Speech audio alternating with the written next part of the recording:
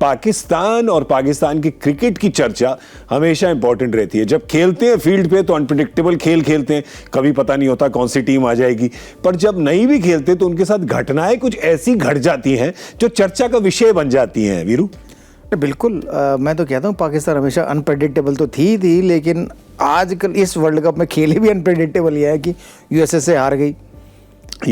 तो वो अनप्रेडिक्टेबल ही है कि भाई आप यूएसए से कैसे हार सकते हो, वो भी आप मतलब इतनी अच्छी सिचुएशन में थे। ऐसा भी नहीं है कि भाई बहुत तगड़े खेले, फिर आपने प्लेऑफ में 18-19 रन बनवा दिए। तो मेरे ख्याल से पाकिस्तान को देखने की ज़रूरत है कि क्या जो उन्होंने टीम पिक की थी क्या वो सही थी कि नहीं थी, क्योंकि ज़्यादातर ओपनर भरे हुए थे पाकिस्तान ने, और ऐसा एक भी ओपनर नहीं है जो ताबड़तोड़ बल्लेबाजी कर सके, जो 200 के स्ट्राइक रेट पर रन बना सके। क्योंकि रिजवान और बाबर आजम को हमने बहुत देखा है, उनका स्ट्राइक रेट कभी 200 का नहीं होता, कैरियर का नहीं, मतलब किसी एक मैच में भी नहीं देखा।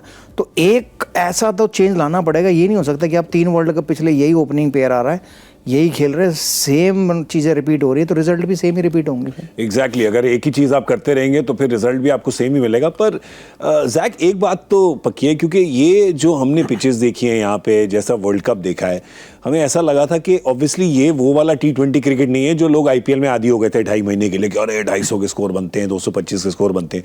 लो स्कोरिंग मैचेस थे ये। इनके गेंदबाजों ने फिर भी ठीक काम किया है, जहां पर कर सकते थे वो, एक वो सुपर ओवर छोड़ के ठीक ठाक काम किया गेंदबाजों ने। पर बल्लेबाजों ने जरूर, बल्लेबाजों की रिपोर्ट कार्ड बिल्कुल अच्छी नहीं है इस टूर्नामेंट की। नहीं, देखिए, अगर लो स्कोरिंग मैचेस थे ना तो फिर इनको ज़्यादा फायदा होना चाहिए था, क्योंकि आपकी जब बल्लेबाजी वहाँ पर पेपर पे नज़र आ रही है तो इतनी स्ट्रेंथ उसमें नज़र नहीं आ रही है। तो लो स्कोरिंग मैच तो इस टीम को फेवर करना चाहिए था, बिल्कुल, क्योंकि ये जिस अंदाज में सारे जो T20 के दिग्गज है, सारे जो देश जिस तरीके से क्रिकेट इवॉल्व हो रही है, T20 फॉर्मेट भी उस तरीके से तो पाकिस्तान खेलना पसंद नहीं करता है। पाकिस्तान कह रहा है कि ऊपर से हम समय लेंगे, नहीं तो दूसरी टीमें कहती है कि पावर प्ले को किस तरीके से इस्तेमाल करना है, कितना आप पावर पैक्ड गेम कर सकते हो। नीचे आपको ज़्यादा दिग्गज पावर पैक्ड बल्लेबाज नज़र आते हैं, वो यहाँ पर पाकिस्तान में उस तरीके से नज़र नहीं आ रहे। जब आप बात करते हो तो आपने इफ्तिकार का भी नंबर चेंज कर लिया उस चक्कर में, कि जो 4 या 5 नंबर का बल्लेबाज है, आपने उसको कहा कि आप 6 या 7 नंबर पे बल्लेबाजी कीजिए। तो बहुत सारी चीज़ें पाकिस्तान के सिलेक्शन को लेके एक चिंता का विषय।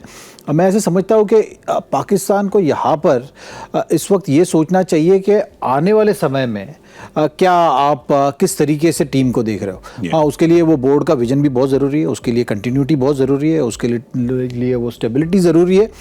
प्लेयर आइडेंटिफाई करके उन्हें ज़्यादा मौके देना, मैं समझता हूँ ये एक नज़रिया ज़रूर वो देख सकते हैं। और जो सीनियर खिलाड़ी है उनकी तरफ भी आपको देखना है कि आपको पूरे नए डायरेक्शन में जाना है, युवाओं को मौका देना है और कहना है कि चलिए यहाँ से आगे अभी 3 साल ये ट्रांजिशन फेज़ है। हम एक तो पहले आपका कप्तान चुनेंगे कि कौन सा कप्तान, अगर वो बाबर है तो ठीक है, बाबर को मौका दीजिए, अगर वो शाहीन है तो शाहीन को, अगर वो रिजवान है तो रिजवान, चाहे जो भी खिलाड़ी। आपको ये सारी चीज़ें करनी बहुत ज़रूरी है, नहीं तो फिर आप पीछे से और पीछे ही चलते चले जाओगे। तो पूरा डायरेक्शन चेंज करना पड़ेगा इनको। स्टार्टअप्स में एक वर्ड होता है, बड़ा यूज करते हैं फाउंडर, पिवट।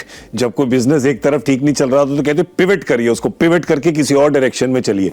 इनकी जो स्टार्टअप है स्पेशली T20 क्रिकेट में, वाइट बॉल क्रिकेट में, इनको तगड़ा पिवट मारना पड़ेगा अब, क्योंकि ये जो भी है वो चल नहीं रहा। नहीं, बिल्कुल करना पड़ेगा। और एक बात ज़हीर खान ने बहुत अच्छी की कि आप पहले तो कप्तान चुनिए कि भाई ये मेरा कप्तान है, उस कप्तान के अनुसार आप अपनी टीम बनानी शुरू करिए और उसको कम से कम 3 साल का टाइम दीजिए। ऐसा नहीं है कि आप बदल के रातों रात चेंजेस आ जाएंगे, क्योंकि नया कप्तान बनेगा, नई टीम होगी, तो उसमें भी समय लगेगा रिजल्ट्स आने में। और अगर बाबर की बात करें, बाबर इनके शायद हो सकते सबसे सफल कप्तान हो T20 फॉर्मेट के, लेकिन क्योंकि कप्तानी भी तो इन्होंने ज़्यादा की है, दूसरा और कोई कप्तान बना नहीं है, बना तो वो कम टाइमिंग के लिए बना है। तो वो ध्यान में रखना पड़ेगा कि जो PSL होती है उसमें से आइडेंटिफाई करो कौन से ऐसे प्लेयर हैं जो नंबर 4, 5, 6 और 7 पे खेलते हैं और जो परफॉर्म करते हैं। ये नहीं हो सकता कि ऐसे तो इंडिया में अगर IPL देखे तो 10 ओपनर हैं, ये थोड़ा ना 10 के 10 ओपनरों को हम लेके जाएं। करेक्ट। तो ये तो गलत वो। और आप एक खिलाड़ी से उम्मीद कैसे कर सकते हो कि उसने, अगर जैसे आजम खान है, उसने अगर 100 रन बनाए एज ए ओपनर, अब आप उसको खिला रहे हो 4-5 पे, तो आप उससे उम्मीद कैसे कर सकते हो कि यार वो वैसी बैटिंग करे जैसे ने ओपनिंग की। तो अलग है ना, क्योंकि वो अगर वो पावर प्ले का इस्तेमाल करता है फ़खर जमान अगर पावर प्ले का इस्तेमाल करता, वो दोनों नंबर 4-5 पे खेलेंगे तो फिर वो परफॉर्मेंस भी नहीं आएगी। तो आई थिंक कप्तान जो जैक ने कहा कि एक अपना कप्तान चुनिए, नए युवा खिलाड़ियों को चुनिए और उन्हें मौका दीजिए अगले 2-3 साल, तब जाके वो इंटरनेशनल क्रिकेट के यूज टू होंगे और फिर शायद उनकी परफॉर्मेंस बेहतर आनी शुरू होगी। इनकी एक और बड़ी अच्छी बात थी ज़हीर की, इन्होंने कहा कि बोर्ड का एक विजन होना चाहिए कि टीम में कंटिन्यूटी होनी चाहिए। मैं तो कहूँगा पहले बोर्ड में कंटिन्यूटी होनी चाहिए, ठीक है, वो भी अगर एक ही रहे कुछ सालों तक, स्टेबिलिटी मैंने कहा ना, स्टेबिलिटी वहाँ भी फेर बदल ना हो ज्यादा, स्टेबिलिटी है कि अगर वहाँ पे ज्यादा फेर फार नहीं होगा तो फिर वो विजन बिल्कुल नीचे भी आएगा ना। वो कुछ भी हो, उसका बोर्ड में कोई भी हो, सिलेक्टर कोई भी बने, एक क्या होता है, कोर ग्रुप होता है। जैसे अगर भारत की हम बात करें तो भारत का एक 20-25 प्लेयरों का कोर ग्रुप है, उसी कोर ग्रुप में से प्लेयर आते जाते हैं। ऐसा नहीं है कोई सडनली कोई बाहर से आ रहा है या किसी को निकाल दिया जबरदस्ती। चाहे मैनेजमेंट बदली हो, बोर्ड बदला हो भारत का, सिलेक्टर्स बदले हों, लेकिन ये है कि वो कंटिन्यूटी रहती है कि सिलेक्टर वो पर्चा पेपर फाइल सौंप के जाता है अगले को कि भाई देखो हमने पिछले इतने सालों में ये प्लेयर आइडेंटिफाई किए, ये हैं, अब तुम देख लेना आगे किसको क्या करना है। तो वो कंटिन्यूटी रहती है जो जाकर। यहाँ पर तो क्या है, यहाँ पर फाइल लेके घर चले जाते हैं ना, क्योंकि वहाब रियाज और मोहम्मद आमिर ये 2 ऐसे नाम हैं जो बैठकर पाकिस्तान के न्यूज़ चैनल पर इसी पाकिस्तान टीम के खिलाफ अपने कमेंट्स देते थे जैसे हम दे रहे हैं। आज उनमें एक सिलेक्टर और एक प्लेइंग 11 में करेक्ट। तो जो बंदे क्रिटिसाइज कर रहे थे सेम गलतियां अगर आज वो उनके पास पावर आई है, वो सिलेक्टर बने हैं, तो उन्होंने भी क्या किया है, सबसे पहली चीज़, यार मोहम्मद आमिर मेरे साथ था, इसको ले लेते हैं।